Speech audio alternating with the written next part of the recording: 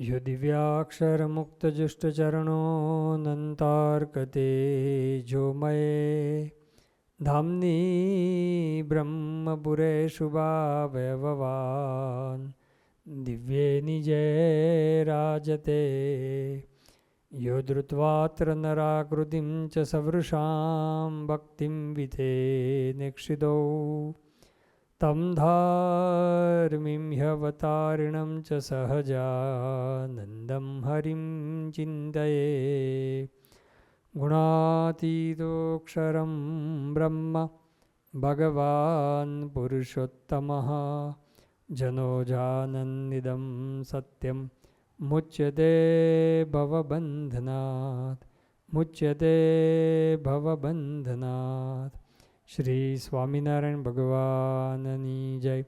अक्षर पुरुषोत्तम महाराजनी जय। गुणातीतानंद स्वामी महाराजनी जय। भगतजी महाराजनी जय। शास्त्री जी महाराजनी जय। योगी जी महाराजनी जय। प्रमुख स्वामी महाराजनी जय। महंत स्वामी महाराजनी जय। स्वामिनारायण हरे वचनामृत पंचाड़ा प्रकरणનું ત્રીજું મુનિ બાવાનું મોક્ષના કામમાં આવે તેને બુદ્ધિ કહીએ તેનું સ્વામિનારાયણ હરે સંવત 1877ના ફાગણ સુધી અષ્ટમીને દિવસ શ્રીજી મહારાજ ગામ શ્રી પંચાળા મધ્યે ઝીણાભાઈના દરબારમાં ઢોલિયા ઉપર વિરાજમાન હતા અને દોડો ફેંટો માથે બાંધ્યો હતો તથા દોડો ખેસ પહેર્યો હતો તથા ધોળી પછેડી ઓઢી હતી અને પોતાના મુખારવિંદની આગળ પરમહંસની સભા તથા દેશ દેશના હરિભક્તની સભા ભરાઈને બેઠી હતી। આ વચનાઉટમાં મુનિબાવાએ જે પ્રશ્ન પૂછ્યો એમાં મુનિબાવાનું આખ્યાન આપણે જોયેલું અને પ્રશ્ન પણ આપણે જોયેલો। એમણે પ્રશ્ન પૂછ્યો કે આવો ભગવાનનો અને સત્સંગનો યોગ થયો છે, સત્સંગનો ખપ છે, બીજા વિકાર પણ ટળી ગયા છે, તો પણ માન ઈર્ષા કેમ રહી જાય છે? આવો પ્રશ્ન બ્રહ્માનંદ સ્વામીને પૂછ્યો। બ્રહ્માનંદ સ્વામીને પ્રશ્નનો ઉત્તર ના આવડ્યો એટલે શ્રીજી મહારાજ એનો જવાબ આપે છે અને શ્રીજી મહારાજ જવાબ આપે છે એમાં શરૂઆતની અંદર જ મહારાજ પોતે કહે છે, પછી શ્રીજી મહારાજ બોલ્યા છે એવો જે છે તેમાં બુદ્ધિ નથી। મહારાજ મુનિ બાવા જેવા મહાબુદ્ધિશાળી એને પણ સીધું કહે છે કે બુદ્ધિ જ નથી, તો શ્રીજી મહારાજ કોને બુદ્ધિશાળી કહે છે? અને જે બુદ્ધિવાળો છે તે તો જે પોતામાં જેટલા અવગુણ હોય તેને જાણે તથા જેટલા ગુણ હોય તેને પણ જાણે અને બીજામાં જે ગુણ તથા અવગુણ હોય તેને પણ જાણે। શ્રીજી મહારાજ શરૂઆતની અંદર 4 વસ્તુ ગણાવે છે, પછી આગળ વધારે ફોકસ 2 વસ્તુ ઉપર થશે। એમાં મહારાજ પોતે કહે છે કે જે બુદ્ધિવાળો હોય એમાં પોતાની વાત કરે છે, એમાં પોતામાં પહેલું શું લખે છે કે પોતામાં જેટલા અવગુણ હોય તેને જાણે।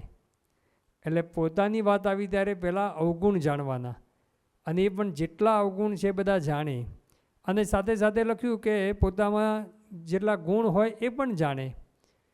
પછી બીજાની વાત કરી ત્યારે શ્રીજી મહારાજે શબ્દ શું વાપર્યો કે બીજામાં જે ગુણ હોય તેને જાણે। બીજાની અંદર પહેલો ગુણ જાણવાનો અને પછી લખ્યું કે અવગુણ પણ બીજાના જાણી રાખે। હવે શા માટે? આમ તો સત્સંગની અંદર આપણે એવું જ સમજીએ છીએ અત્યાર સુધી કે પોતાના અવગુણ જોવાના અને બીજાના ગુણ જોવાના એ જ છે। મહારાજ પોતે આગળ બુદ્ધિશાળી એને જ કહે છે, પણ સાથે સાથે પોતાના ગુણ પણ જાણવાની વાત કરીને બીજાના અવગુણ પણ જાણવાની શા માટે વાત કરી એ આપણે જોઈશું। કારણ કે મહારાજે આવી વાત બીજે પણ કરેલી છે। પ્રથમના 38મા વચનાઉટમાં શબ્દ જુદા વાપર્યા છે પણ આ જ ભાવ છે। મહારાજે કીધું પ્રથમના 38મા વચનાઉટમાં કે જ્યારથી પોતાને સત્સંગ થયો ત્યારથી પોતાના મનનો તપાસ કરવો કે મારે ભગવાનની વાસના કેટલી છે, જગતની વાસના કેટલી છે, એવો વર્ષો વર્ષ તપાસ કરતા રહેવું, નિરંતર તપાસ કરતા રહેવું એવો પણ શબ્દ વાપર્યો। એટલે ભગવાનની જે વાસના છે એ ગુણ છે અને જગતની વાસના છે અવગુણ છે। એટલે પોતાના અવગુણ શું છે એ પણ જાણવા અને સાથે ગુણ પણ જાણવા એ વાત મહારાજે ત્યાં કરેલી છે। અંત્યના 30મા વચનાઓની અંદર શ્રીજી મહારાજે 5 વાર્તાનું અનુસંધાન કહ્યું। એમાં પહેલું અનુસંધાન કહ્યું મહારાજ કે આ ઘડીએ અને આ ક્ષણે મરી જવું છે એવું અનુસંધાન રાખવું। પછી બીજા અનુસંધાનની વાત કરતાં મહારાજે કીધું કે મરી તો સર્વેને જવું છે, પણ આટલું કર્યું છે અને આટલું કરવાનું બાકી છે એમ નિરંતર અનુસંધાન રહે છે. સંત સ્વામી વાત કરતા કે ભાઈ આટલું કર્યું છે ને આટલું કરવાનું બાકી છે, એટલે કે મારે એક દીકરીના લગ્ન થઈ ગયા અને બીજી દીકરીના કે દીકરાના લગ્ન બાકી છે એવી વાત કરે છે મહારાજ. પણ આધ્યાત્મિક માર્ગની અંદર મેં આટલું કર્યું છે, આટલો હું આગળ વધ્યો અને હજુ આટલું કરવાનું બાકી છે, એટલે આટલું કર્યું છે એ ગુણ છે અને આટલું કરવાનું બાકી છે એ અવગુણ છે. એટલે ગુણ અવગુણ બંને જાણવાની વાત ત્યાં પણ કરેલી છે. પ્રથમના 47મા વચનાઓની અંદર શ્રીજી મહારાજે 4 પ્રકારની નિષ્ઠાની વાત કરી. એક તો સ્વધર્મ નિષ્ઠા, આત્મનિષ્ઠા, વૈરાગ્ય નિષ્ઠા અને ભક્તિ નિષ્ઠા. 4 પ્રકારની નિષ્ઠાની વાત કરી કે આવા 4 અંગવાળા ભક્ત એ આપણા સત્સંગની અંદર હોય છે. પછી નિત્યાનંદ સ્વામીએ પ્રશ્ન પૂછ્યો કે મહારાજ આ 4 અંગની જે વાત કરી એમાં કોઈ ગુણ દોષ છે? તો શ્રીજી મહારાજ કહે કે 4 અંગની જે વાત કરીને એના લક્ષણો બતાવ્યા, એ પ્રમાણે વર્તાય એ ગુણ, ન વર્તાય એ અવગુણ. એટલે આપણે તપાસ કરવાનો કે મહારાજે આ વાત કરી છે એ પ્રમાણે જેટલું વર્તાતું હોય તો સમજવાનું એટલો ગુણ છે, નથી વર્તાતું એટલો અવગુણ છે. તો ત્યાં પણ ગુણ અવગુણની વાત મહારાજે પોતે ત્યાં કરી છે. તો શા માટે આપણા અવગુણ તો જાણવાના, પણ સાથે સાથે ગુણ પણ શા માટે જાણવાના? તો જે શ્રીજી મહારાજ વાત સમજાવે છે કે આપણે સાધનાની અંદર કેટલું કર્યું છે અને હવે કેટલું આગળ વધવાનું બાકી છે એ જાણવું જરૂરી છે. તો સાધના માર્ગની અંદર આપણે હવે શું કરવાનું, કેવી રીતે કરવાની સાધના એ પણ ખબર પડે. જેમ કે આ જ વચનામૃતની અંદર મુનિબાવે પ્રશ્ન પૂછ્યો, એમાં એમણે કીધું કે બીજા વિકાર સર્વે ટળી ગયા છે. એટલે આપણે જોયું બીજા વિકાર એટલે કે કામ, લોભ, સ્વાદ વગેરે, તો એ ટળી ગયા છે. તો હવે રહ્યા કયા? તો માન, ઈર્ષાદિક રહી ગયા છે. તો હવે ફોકસ શેની ઉપર કરવાનું? કે ભાઈ સ્વાદ ઉપર કે કામ ઉપર નહીં કરવાનું, હવે ફોકસ એમણે માન અને ઈર્ષા ઉપર કરવાનું. એવી રીતે દરેકને જુદું જુદું હોય. કોકને લોભ હોય, એ છૂટે જ નહીં, પૈસા ગમે તેટલો હોય તો એ દશાંશ વિશાંશે ના આપી શકે. અને સ્વાદ ન હોય ને, એના જીવનમાં ખાવા માટે કોઈ દિવસ પ્રશ્ન જ ન હોય. કોઈ દિવસ એણે ખાવા પીવા માટે ઘરે કે મંદિરમાં કે ક્યાંય કોઈ દિવસ પ્રશ્ન જ ના કર્યો. ગમે તેવું ખાટું ખારું મોડું ગમે તેવું હોય તો ચલવી લેતો હોય. તો એણે ફોકસ સ્વાદ ઉપર નહીં કરવાનો. હવે લોભ ટાળવા માટે ફોકસ કરવાનું. એને ખબર પડે કે ભાઈ સ્વાદ મને એટલો બધો હેરાન નથી કરતો, ભલે મૂળમાંથી ના ગયો હોય, પરંતુ મને ભગવાન ભજવામાં એ કંઈ વિઘ્ન નથી કરતો. પણ આ લોભ મોહન સાંઈ મહારાજની, શ્રીજી મહારાજની આજ્ઞા પાડવામાં વિઘ્ન કરે છે. હું દશાંશ વિશાંશ નથી આપી શકતો, તો મારે કાઢવાનો છે. તો મારે એવી વાતો સાંભળવાની, એ મહારાજના વચનો, સત્સંગ દીક્ષાના વચનો ઉપર મારે વધારે ફોકસ એની ઉપર કરવાનું ખબર પડે. ઈર્ષા રહેતી હોય તો પછી એ ઈર્ષા ઉપર વધારે ફોકસ કરવું પડે. તો આપણે અંદર કયા અવગુણ છે ને કયા ગુણ છે જાણ્યો હોય તો આપણને ખબર પડે કે ભાઈ આ ગુણ છે, તો પછી એની ઉપર બહુ ફોકસ થવાની જરૂર નથી. આરતીમાં ઘણા નિયમિત આવતા હોય તો નિયમિત વર્ષોથી આરતી ભરતા હોય, પણ કથામાં ન બેસતા હોય તો હવે એને ફોકસ કથા વાર્તાનો મહિમા સાંભળવાનો. એ કથા વાર્તાથી શું લાભ છે અને કથા વાર્તાનો શ્રીજી મહારાજને ગુરુ પરંપરાએ કેટલો આગ્રહ રાખ્યો છે. તો મારે કઈ સાધનામાં ફોકસ થવું એના માટે પણ પોતાના ગુણ ને અવગુણ બંને જાણવાની જરૂરિયાત છે. કે ગુણ ખબર હોય કે ભાઈ આટલો ગુણ છે અને અવગુણ છે એ પણ ખબર હોય તો સાધનામાં ફોકસ થવાની એ આપણને ખબર પડે. તો એટલા માટે પણ એ આપણા અવગુણ અને ગુણ બંને જાણવાના. બીજું, શા માટે ગુણ જાણવા એ પણ આપણને સત્સંગની અંદરથી એ ખ્યાલ આવે છે કે આપણે સાધના માર્ગે ચાલી રહ્યા છીએ. એ સાધના માર્ગે ચાલી રહ્યા છે તો આધ્યાત્મિક માર્ગ, સાધના માર્ગ કેવો છે? તો ક્ષુરસ્ય ધારા નિશિતા દુરત્તયા દુર્ગમ પથસ્તત કવયો વદંતી. અસ્ત્રની ધાર ઉપર, તલવારની ધાર ઉપર ચાલવા જેવો આ માર્ગ છે. અતિશય કઠણ છે. કારણ કે જેવો તમે પગ મૂકો, વજન દો તો લોહી નીકળે, અને ધ્યાન ના રાખો તો પડી જાઓ. એટલે બે રીતે એ પડવાનું છે કે વાગવાનું છે. તો ખૂબ જ જાણપણું, ટૂંકમાં અતિશય જાણપણું રાખીને ચાલવાનો આ આધ્યાત્મિક માર્ગ છે, સાધના માર્ગ છે. ક્ષણે ક્ષણે આમાં યુદ્ધ ખેલવાનું છે, ક્ષણે ક્ષણે જંગ ખેલાઈ રહ્યો છે. હવે એની અંદર સામે મોટા મોટા મોહનું મોટું સૈન્ય છે. મોહનું સૈન્ય મહાવિકટ લડવા સમે, મોટું સૈન્ય છે, મોટી ફોજ લઈને ઊભો છે મોહ. અને એની અંદર એ આપણે સત્પુરુષના, ભગવાનના બળે લડી રહ્યા છીએ. પરંતુ શ્રીજી મહારાજે પ્રથમના 70મા વચનાઓની અંદર કીધું ને કે 2 જણ લડવા માટે નીકળ્યા, એક જણની સામે કોઈ સામાન્ય ફોસી આવ્યો તો તેને પાડી દે ને જતો રહે, પણ બીજો છે એની સામે તો આમ મોટા મહા બધા યોદ્ધાઓ આવે તો પછી એને જીતવા કઠણ પડે.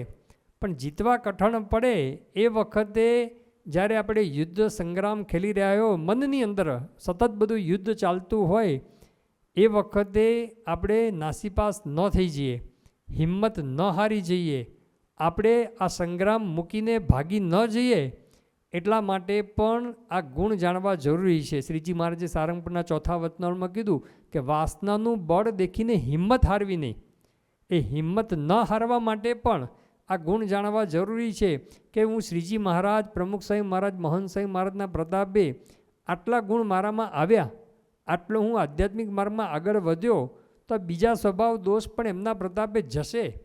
એ બળ અને હિંમત રહે એના માટે પણ ગુણ જાણવા. જેમ કે આપણે સત્સંગનો યોગ થયો, આ સત્પુરુષનો યોગ થયો, તો પહેલાં ઘણા બધાના જીવન આપણે જોઈએ તો એકદમ વ્યસન, દૂષણ, પાપાચાર, દુરાચારની અંદર બધા ચકચૂર જ હતા. એ તમાકુ ખાય ને, દારૂ પીવે ને, સિગરેટ પીવે ને, માંસાહારે કરે ને, જુગારે રમે, એવા કેટલા બધાના જીવન હતા. તો આ સત્પુરુષને યોગ્ય કરીને બધું જતું રહ્યું. તો એ જેમ વ્યસન દૂષણ જતા રહ્યા, કેટલાય વર્ષોથી વ્યસન કરતા હોય એ પણ જતા રહ્યા, તો પછી આ સ્વભાવ પણ જશે. પછી ઘણા પોતે પોતાનો અનુભવ કહે છે કે સ્વામી સત્સંગમાં આવ્યા પહેલાં આ પ્રમુખ સાહેબ મહારાજ, મહંત સાહેબ મહારાજનો યોગ થયો પહેલાં ક્રોધ ખૂબ હતો, ગુસ્સો ખૂબ આવતો, વાતે વાતે ગુસ્સે થઈ જવાતું. પણ અત્યારે આ સત્સંગના પ્રતાપે ગુસ્સો ક્યાં જતો રહ્યો ખબર ના પડી. હવે તો એકદમ આપણે જેવા કે સત્સંગી નથી, હવે તો સત્સંગી થઈ ગયા છે, તો એ સત્સંગી કંઠી પહેરી લીધી, બધું કરી લીધું છે. તો સત્સંગ પહેલાં મહંત સાહેબ મહારાજના યોગ પહેલાં કે ખૂબ ગુસ્સો હતો, અત્યારે ગુસ્સો ક્યાં જતો રહ્યો ખબર નથી પડી. તો આવું તો કેટલાય બધાના જીવનમાં આપણે અમદાવાદની અંદર ડૉક્ટર ત્રિવેદી સાહેબ છે, પ્રિય સ્વરૂપ સ્વામી છે, એમના પૂર્વાશ્રમના પિતાશ્રી, એ કે હું ઓપરેશન વખતે નર્સ ઉપર ગુસ્સે થઈ જાઉં, આટલો બધો એ ગુસ્સાવાળો સ્વભાવ. પણ અત્યારે સત્સંગના પ્રતાપે, બાપાના પ્રતાપે એ ગુસ્સો ક્યાં જતો રહ્યો ખબર ના પડે. અત્યારે એમનું જીવન આપણે જોઈએ, વર્ષોથી જોઈએ છે, એકદમ શાંત. એને જોઈને કોકનો ગુસ્સો શાંત થઈ જાય એવો અત્યારે થઈ ગયું. તો આપણને આવું આપણા જીવનની અંદર પણ કેટલું બધું થયું હોય ખબર પડે કે મારા જીવનની અંદર હું પહેલાં સાવ આળસુ હતો, આરતીમાંય નહોતો આવતો, કથામાંય નહોતો આવતો, રવિ સભામાંય નહોતો આવતો. તો આ બધું મારા જીવનની અંદર સત્સંગના પ્રતાપે, સત્પુરુષના પ્રતાપે આ ગુણો આવ્યા છે. તો બીજા પણ ગુણો આવશે, આ બધા સ્વભાવ પણ જશે. એ હિંમત રહે એના માટે પણ એ આ જાણી રાખવું જરૂરી છે. કારણ કે આ મોહનું સૈન્ય બધું મહાવિકટ છે. જે મુક્તાન સ્વામીએ કીધું ને કે આ માર્ગની અંદર બધા મોટા મોટા કવિ ગુણી પંડિત બુદ્ધે બહુ આગળા, એ દળ દેખતા સર્વે ભાગે. એની આગળ મોટા મોટા પણ હારી ગયા છે, પણ એક ગુરુદેવથી એ જ ભાગે. આવા એક ગુરુ સત્પુરુષ મહંત સાહેબ મહારાજથી આ બધા સ્વભાવ દોષ દૂર ભાગે છે. તો એમનું બળ લઈ અને આપણે પણ આ સંગ્રામની અંદર આગળ વધવા માટે, હિંમત રાખવા માટે પણ આ ગુણ જાણવા એ જરૂરી છે. તો શ્રીજી મહારાજ આપણને એટલા માટે અહીંયા વાત સમજાવે છે કે આપણી અંદર અવગુણ છે એ પણ જાણવા અને ગુણ છે એ પણ જાણવા. હવે બીજાની વાત કરી તો બીજાની અંદર પહેલાં ગુણ જાણવાની વાત કરી, પણ સાથે કીધું કે એના અવગુણ પણ જાણી રાખવા. એ શા માટે કીધું? તો આપણે હંમેશા સાથે રહીને સેવા કરવાની છે. સમૂહ જીવન શ્રીજી મહારાજે સંતો હરિભક્તો બધાને આપેલું છે. આપણે મંદિરની અંદર આવીએ, સાથે રહેવાનું છે, સાથે સેવા કરવાની છે. કંઈ પણ જે પણ સેવા આવશે એ બધી સાથે રહીને, સમૂહમાં રહીને સેવા કરવાની છે. તો જ્યારે સાથે રહીને, સમૂહમાં રહીને સેવા કરવાની હોય તો પ્રમુખ સાહેબ મહારાજ પોતે પણ કહેતા કે ભાઈ સામેની વ્યક્તિની પ્રકૃતિ જાણી રાખવી. અમુક પ્રકારની પ્રકૃતિ હોય એ જાણી રાખી હોય તો પછી એની સાથે સેવા કરવામાં આપણને સાનુકૂળતા રહે, એ સેવા કરવામાં આનંદ આવે, કે પ્રશ્ન ના થાય. કારણ કે ઘણાને એકદમ શાંત પ્રકૃતિ હોય, એકદમ આઈસ મંડળનો સભ્ય હોય, અને ઘણાનો એકદમ ઉતાવળિયો સ્વભાવ હોય. હવે બે વ્યક્તિ જોડે કામ લેવાનું હોય તો આપણે જાણી રાખ્યું કે ભાઈ આ આઈસ મંડળનો સભ્ય છે તે કામ કરશે, થોડી વાર લાગશે, અને પેલો જલ્દી દોડીને આવતો રહેશે અને કરી દેશે. પાછો એમાંય સ્વભાવ હોય પાછો કે જલ્દીથી કરી નાખે, પણ કંઈક થોડું ઊંધું મારીને આવે, અથવા તો અધૂરું કરીને, ઊંધું ના મારે પણ અડધું કરીને આવે ને અડધું બાકી રાખીને આવે. તો એ પણ આપણને એની પ્રકૃતિ ખબર હોય તો પછી એ વાંધો ના આવે, એ આપણને કંઈ પ્રશ્ન ના થાય. જો પ્રમુખ સ્વામી મહારાજે પોતે જોઈએ તો કેટલા બધા જુદા જુદા સ્વભાવવાળા વ્યક્તિઓ જોડે કામ લીધું છે. એનું કારણ શું? જાણી લીધું કે આનો આ સ્વભાવ આવો છે, એટલે પછી આપણે એની જોડે એ રીતે કામ લેવાનું. કોઈનો ગુસ્સાવાળો સ્વભાવ હોય, કોઈનો બહુ બોલવાનો સ્વભાવ હોય, એટલે આવું બધું જે કંઈ સ્વભાવ હોય સ્વામી કંઈક જાણી રાખે કે વ્યક્તિએ જુદી જુદી પ્રકૃતિ, જુદા જુદા સ્વભાવ બધા હોય, તો જ્યારે સાથે રહીને સેવા કરવામાં એ જાણી રાખ્યું હોય તો આપણને પ્રશ્ન ના થાય. સારી રીતે એને સમજીને એની સાથે આપણે કામ કરી પણ શકીએ, એની હાથ નીચે આપણે કામ કરવાનું હોય તો કરી પણ શકીએ, અને આપણે કામ કરાવવાનું હોય તો એ કરાવી પણ શકીએ. એટલા માટે એ શ્રીજી મહારાજે આપણને આ વાત કરેલી છે કે બીજાના અવગુણ પણ સાથે સાથે જાણી રાખ્યા હોય તો વાંધો ના આવે. બીજું, શા માટે બીજાના ગુણની સાથે અવગુણ જાણી રાખવા? તો સંગ શુદ્ધિની વાત શ્રીજી મહારાજે વચનામૃતમાં વારંવાર કરેલી છે. લોયાનું 6ઠું વચનામૃત તો આખું એના ઉપર જ છે. બે કોની સાથે નાહવા જવું, કોની સાથે પથારી કરવી, કોની સાથે બેઠક ઉઠક રાખવી ન રાખવી, બધું શ્રીજી મહારાજે એ જ વાત બધી કરેલી છે. ગુણાધ્યાન સ્વામીએ પણ બીજા પ્રકરણની પહેલી વાતમાં 22 વખત સંગ શબ્દનો ઉપયોગ કરેલો છે. બીજી એક વાતમાં ગુણાધ્યાન સ્વામીએ પોતે લખ્યું કે આ જન્મે એકાંતિક થવાનું હોય ને 100 જન્મ ધરવા પડે, ને 100 જન્મે એકાંતિક થવાનો હોય આ જન્મે થાય એવું સંગમાં રહ્યું છે, એવું ગુણાતીતાન સ્વામીએ લખ્યું. કે જો એવો કોઈ સંગ થઈ જાય, કુસંગ, સત્સંગમાં કુસંગ, બહારનો કુસંગ તો આપણે ઓળખી શકીએ, એ દારૂ પીતો હોય, માંસાહાર કરતો હોય, પણ આ સત્સંગમાં કુસંગ એનો યોગ થઈ જાય તો હવે આ જન્મે એકાંતિક થવાના હોય અને સીધા 100 જન્મ ધરવા પડે, એટલે કેટલો બધો ફેર પડી ગયો. આને આ જન્મે એકાંતિક થવાનું એટલે કેટલી બધી શ્રદ્ધા, ભક્તિ, ખપ, મુમુક્ષુતા હોય ત્યારે આ જન્મે એકાંતિક થાય. એની જગ્યાએ એને સીધા 100 જન્મ ધરવા પડે. જેવો યોગ થઈ જાય તો, એવો સંગ થઈ જાય તો, અને 100 જન્મે ધરવાનો હોય, એને કંઈ શ્રદ્ધા જ ના હોય, ખપ જ ન હોય, મુમુક્ષુતા ન હોય, કશું જ ન હોય, પણ જો આ સત્પુરુષનો યોગ કેવા સારો યોગ થઈ જાય તો આને જન્મે એકાંતિક થઈ જાય. એટલે સંગ શુદ્ધિ એ જરૂરી છે. એના માટે પણ સામેની વ્યક્તિની અંદર કંઈક અવગુણ હોય, જાણી રાખ્યો હોય કે કોક હોય એ બધું કરતો હોય, મંદિર આવતો હોય, સેવા કરતો હોય, બધું કરતો હોય, પરંતુ સ્વાદ બહુ હોય, એટલે એને બહારનું હોટલનું ખાવા જોઈતું હોય ને બધું ખાવા જોઈતું હોય, અને એને ડુંગળી લસણ પણ છૂટતા ના હોય. કેટલા આપણે જોઈએ છે, કેટલી વખત આપણે નિયમ આપીએ કે સત્સંગમાં તમે આવતા થયા મૂકો, પણ ના મૂકતા હોય. હવે એની જોડે આપણે બહાર ફરવા માટે જોઈએ તો આપણને શું ડુંગળીવાળા ગોટા જ ખવડાવે ને બીજું કંઈ થોડું ખવડાવવાનું છે? તો આપણે જાણી રાખ્યું કે ભાઈ આની જોડે ના જવાય, બહાર ના જવાય. એને મંદિરે કથામાં આવતો હોય ત્યારે કથામાં આવાય, પરંતુ એની જોડે બહાર ફરવા ન જવાય. એની જો નહીં તો હોટલમાં લઈ જશે, આ ડુંગળી લસણવાળું ખવડાવી દેશે. તો આ જાણી રાખ્યું હોય તો આપણને એ ખબર પડે. ઘણી વખતે ઘણા મંદિરે આવતા હોય, દર્શન કરતા હોય, આરતી કરતા હોય, અને બધું નિયમિત પૂજાપાઠ બધું કરતા હોય, બધી રીતે વ્યવસ્થિત હોય, પણ અભાવ ગુણ બોલવાની ટેવ જ હોય ને. આ ફલાણ અહીંયા આમ નથી, અહીંયા આમ નથી, એ અભાવ ગુણની જ વાતો કરે રાખતા હોય. બહાર નીકળે, કથામાંથી બહાર નીકળે એટલે સીધી અવગુણની જ વાત શરૂ કરી દે. તો આપણે જાણી રાખ્યું હોય કે ભાઈ આવાની જોડે એ પછી પાર્કિંગ લોટમાં ન ઊભા રહેવાય. આપણે એ પાર્કિંગ લોટમાં એ કથા પછીની કથા એની જોડે એમાં ન બેસાય આપણા, કારણ કે આપણને અવગુણ નાખી દે. એટલે આ જાણી રાખ્યું હોય એનો તો આપણે પછી એની પછી દૂર રહેવાય, એને પગે લાગીને જય સ્વામિનારાયણ કરીને નીકળી જવાનું હોય એની સાથે. તો એ સંગ શુદ્ધિ ખૂબ જરૂરી છે. એટલા માટે પણ એ બીજાના અવગુણ એ પણ જાણી રાખવાની મહારાજ વાત કરે છે. હવે આ તો ખાલી જાણી રાખવાની જ વાત કરી છે. આપણા ગુણ જાણી રાખવાના, અવગુણની સાથે ગુણ પણ જાણી રાખવાના, બીજાના ગુણની સાથે અવગુણ જાણી રાખવાના. પણ હવે ફોકસ શેના ઉપર થવાનું એ વાત શ્રીજી મહારાજ હવે આગળ આપણને એ સમજાવે છે. ફોકસમાં તો શ્રીજી મહારાજ હવે 2 વાત ઉપર જ આવી જાય છે.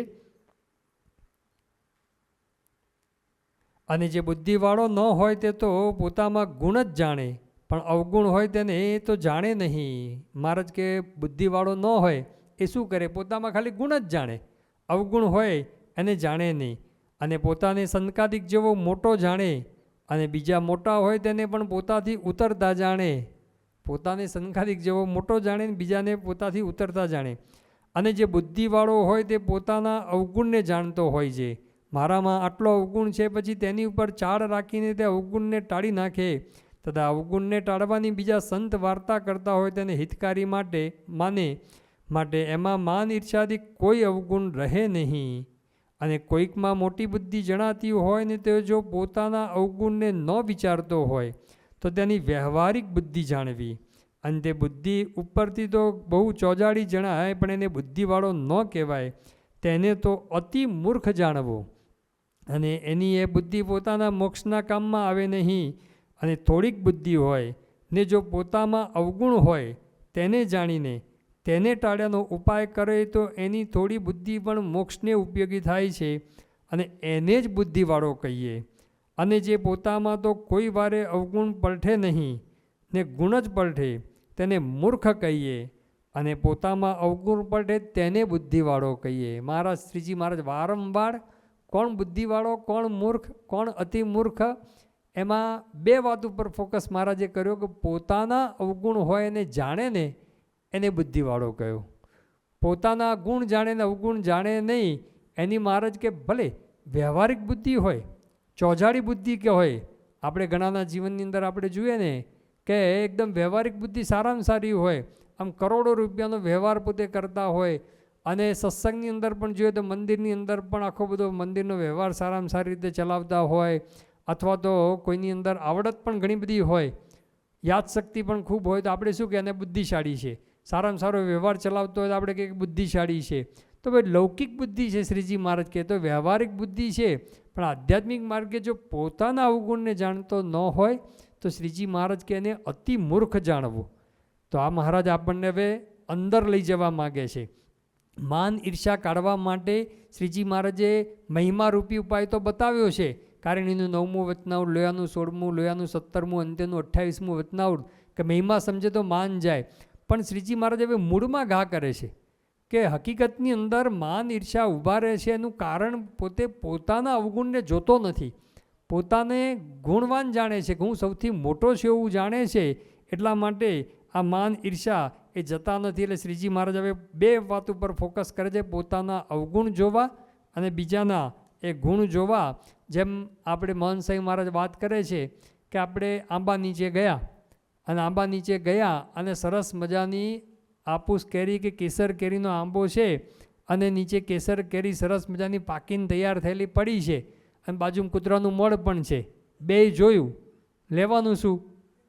આપણે તો મહંત સાંઈ મહારાજ કે થેલામાં ભરતા જઈએ, કૂતરાનું મળ બધે ભરતા જઈએ, જે આંબા નીચે જઈએ ત્યાંથી કૂતરાનું મળ ભરતા જઈએ અને પછી થેલો ખોલીએ ઘરે આવીને કે ફલાણું આમ થયું ને આમ થયું. એ જ કરીએ છીએ. મહંત સાંઈ મહારાજે વારંવાર આ વાત કરેલી છે.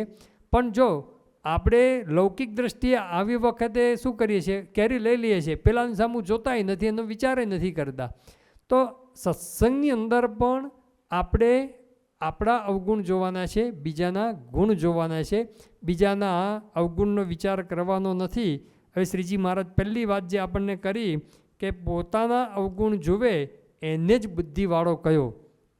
શ્રીજી મહારાજે વારંવાર આ વાત સમજાવી છે આપણને કે આપણે આપણા અવગુણ જોવાના છે. આ વચનામૃત પર આપણો સંપ્રદાયનો એક પ્રસંગ પણ પ્રસિદ્ધ છે, પવિત્રાનંદ સ્વામીનો. પવિત્રાનંદ સ્વામી બહુ મોટા સદગુરુ સંત હતા અને એમણે પોતે ભગતજી મહારાજને વિમુખ કરેલા એ પણ આપણે જાણીએ છીએ.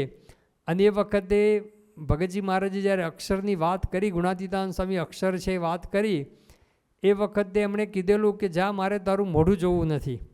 ત્યારે ભગતજી મહારાજે એવું કીધેલું કે શ્રીજી મહારાજ સર્વોપરી ભગવાન હોય અને ગુણાતીતાનંદ સ્વામી અક્ષર બ્રહ્મ હોય અને એને મેં સાચા ભાવથી સેવ્યા હોય તો આપણે બે ભેગા રહીને ભેગા બેસીને કથા વાર્તા કરવી છે એવી વાત કરી. એ વખતે તો એ પોતે અકળાઈ ગયા, ભગતજી મહારાજને કાઢી મૂક્યા. પણ વર્ષો પછી વિમુખ પણ કર્યા ભગતજી મહારાજને. પણ વર્ષો વીતી ગયા. સંવત 1921ની સાલમાં પ્રસંગ બનેલો. પછી સંવત 1935ની સાલમાં જ્યારે આચાર્ય મહારાજ ભગવત પ્રસાદજી મહારાજ અને સદગુરુ સંતો અને સંતો હરિભક્તો બધા જ આણંદની અંદર બધા ગયેલા. થોડા દિવસ ત્યાં મુકામ હતો અને આણંદની અંદર સંધ્યા આરતી પછી જે ધૂન બોલાય, રામકૃષ્ણ ગોવિંદ જય જય જે ધૂન બોલાય, પછી છેલ્લે જે સ્વામિનારાયણ સ્વામિનારાયણ સ્વામિનારાયણ બોલીએ છીએ. તો શરૂઆતના વર્ષોની અંદર મહારાજે પોતે અમદાવાદને ભુજ બે મંદિર કર્યા નરનારાયણ દેશના. એટલે નરનારાયણ સ્વામિનારાયણ નરનારાયણ સ્વામિનારાયણ બોલાતું હતું. તો વડતાલ દેશના કેટલાક સંતોને થયું કે હવે આપણે તો લક્ષ્મીનારાયણ દેશના આવી ગયા, તો હવે લક્ષ્મીનારાયણ સ્વામિનારાયણ બોલીએ એના કરતાં સ્વામિનારાયણ બોલીએ. તો શરૂઆતમાં 1-2 દિવસ સ્વામિનારાયણ પોતે મોટેથી બોલવા લાગ્યા. તો પવિત્રાનંદ સ્વામી વધારે જોરથી નરનારાયણ સ્વામિનારાયણ બોલે. એ બધાને થયું કે અમને કંઈક કહેવું પડશે. એટલે પછી એક દિવસ સંધ્યા આરતી પછી આ ધૂન બોલાતી હતી ત્યારે પવિત્રાનંદ સ્વામી પોતે બોલ્યા ખરા કે શ્રીજી મહારાજના વખતની પ્રથા બધા તોડો છો. ત્યારે અક્ષર પુરુષદાસ કરીને એક સંત હતા, એમણે પોતે કીધું કે આ ઊંટ મરવાનું થાય ને તો એ મારવાડ બાજુ જોવે. એટલે કે પોતે અમદાવાદ દેશના પવિત્રાનંદ સ્વામી. તો કે હવે ઉંમર થઈ ગઈ, હવે મરવાનો સમય થયો ને એ વખતે એટલે ધામમાં જવાનો સમય થયો અને હવે હજુ અમદાવાદ દેશની વાસના છૂટતી નથી, આવું એમણે પોતે કીધું. અને એ વખતે આચાર્ય મહારાજ અને સદગુરુ સંતો સામે એમણે જોયું પણ કોઈએ કંઈ અમને વાર્યા નહીં. એટલે એમને લાગ્યું કે આ મારું અપમાન થાય, એમાં આચાર્ય મહારાજની બધા સદગુરુ સંતોની બીજા બધાની સંમતિ છે. બસ માની લીધું કે બધાની સંમતિ છે અને એટલે જ આ પોતે અપમાન કરે, કોઈ એમને બોલતા નથી, કોઈ એમને વારતા નથી, કંઈ ટોકતા નથી. અને ખરેખરું એ લાગી આવ્યું કે આ બધા મારું અપમાન કરવા બેઠા છે. અને તરત જ પછી તો નીકળી ગયા, એમના સેવક સંતને લઈ અને વડતાલ જવા નીકળી ગયા. પણ વડતાલ જતા રસ્તાની અંદર તો બધા જ વિચાર આવ્યો. એકવાર વ્યક્તિને અપમાન થાય ને લાગી આવે ને, કોઈ પણ શબ્દ જ્યારે આપણને લાગી આવે ને ત્યારે શું થાય, પછી એ શબ્દ એમાં ને એના જ વિચારો ચાલે, એ જ કેસેટ રિપીટ થયા રાખે. આમ કીધું, પેલા આમ કીધું, પેલા આમ કીધું, અને સતત મનની અંદર એ જ વિચાર ચાલે. અને પૂર્વે કંઈક પ્રસંગ બન્યા હવે પાછા ઉમેરાય, એ પાછા ઉમેરાતા જાય અને એમ કરીને પુષ્ટિ થતી જાય કે ના બસ કોઈને મારી પડી નથી ને આમ ને તેમ ને, એ જ બધું મનની અંદર વિચારો ચાલે રાખે. અને એમાં ને એમાં વડતાલ તો આવ્યા પણ અશાંતિ ખૂબ થઈ ગઈ, ખૂબ અશાંતિ થઈ, મૂંઝવણ થવા લાગી. હવે શ્રીજી મહારાજના પરમહંસ એટલે સારામાં સારી શ્રીજી મહારાજની કૃપા શું થઈ કે એમને સાચો ઉપાય સૂજ્યો. શ્રીજી મહારાજે નહીંતર તો સારંગપુરના 18મા વચનાઓની અંદર લખ્યું કે જે મૂર્ખ હોય ને એ આવું મૂંઝવણ થાય, અશાંતિ થાય ત્યારે મહારાજ કે શું કરે, સૂવે, ઊંઘી રહે. નહીં ઘણા પોતે મૂંઝાય ત્યારે શું કરે, આખો દિવસ ઊંઘી જ રહે, એ પથારીમાંથી ઉઠે જ નહીં, ભલે ઊંઘ ના આવતી હોય તો પથારીમાં પડ્યા જ રહે.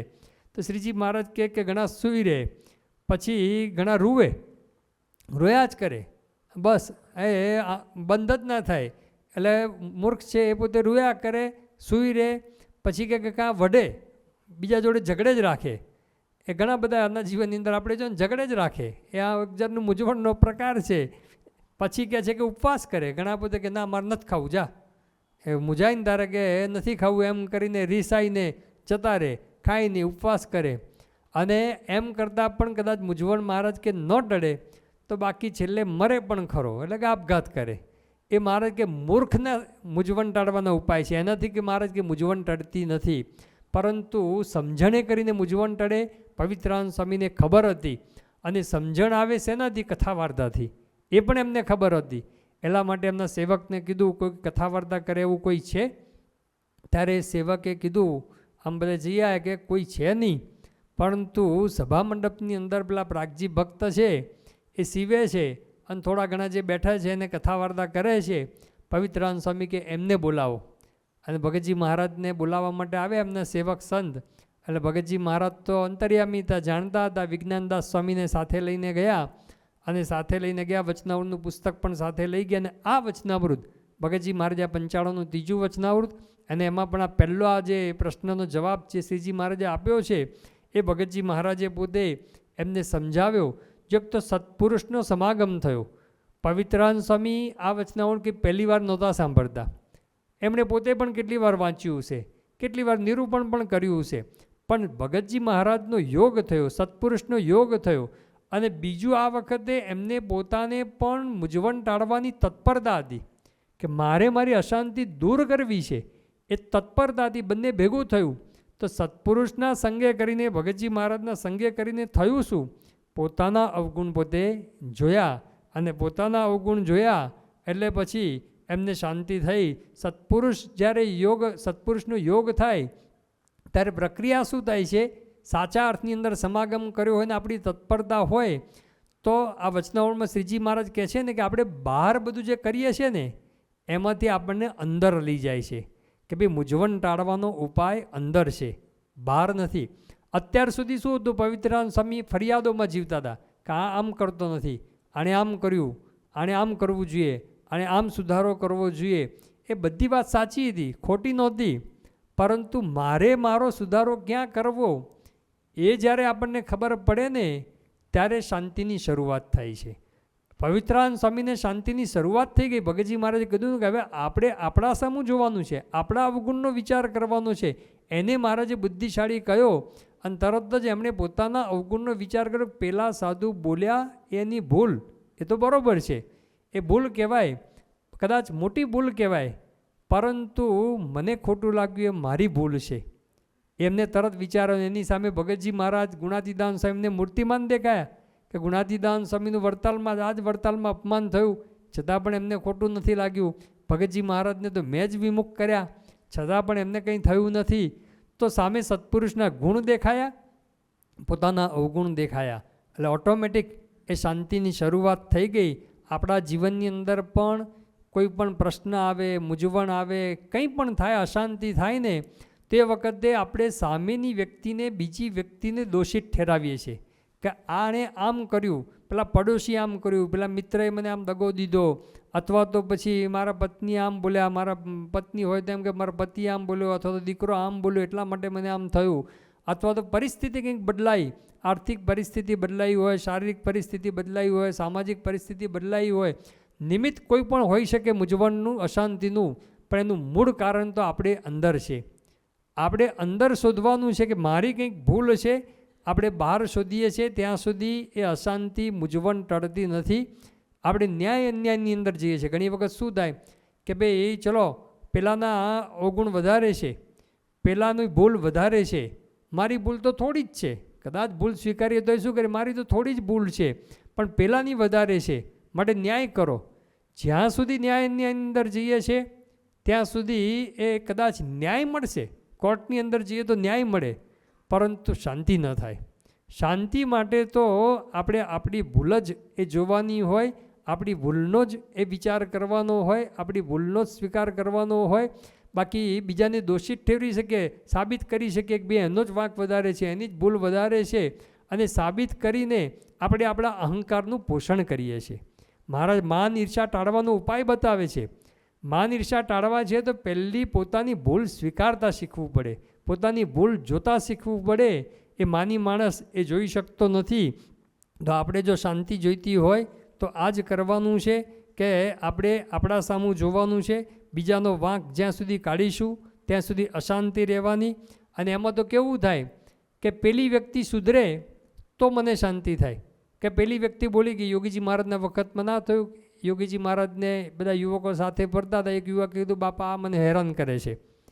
યોગીજી મહારાજે એને બોલાવીને કીધું કે ભાઈ તમારે એને હેરાન નહીં કરવાના, એની સામે કે બોલવાનું નહીં. એટલે 2 દિવસ પછી કે બાપા એ તો બંધ થઈ ગયા, હવે બીજા કરે છે. એટલે બીજાને કીધું. પછી 2 દિવસ પછી ફરી આવ્યા કે બાપા હવે એ 2 બંધ થઈ ગયા. ત્રીજો યોગી બાપા કે મારે હવે કેટલાને કેવું, તમે સુધરી જાઓ ને. એટલે પોતાને સુધારો કરવાનો છે. આપણે જો સુધરી જઈશું તો આખી દુનિયા સુધરી ગઈ છે. નહીતર તો શું થશે કે બીજાનું જોયા કરીશું તો બધા એકાંતિક થાય, બ્રહ્મરૂપ થાય ને તો મને શાંતિ થાય. હવે તો ક્યાં બનવાનું છે? આપણે સુધરી ગયા તો બધા એકાંતિક થઈ જ ગયા છે, બ્રહ્મરૂપ થયેલા જ છે.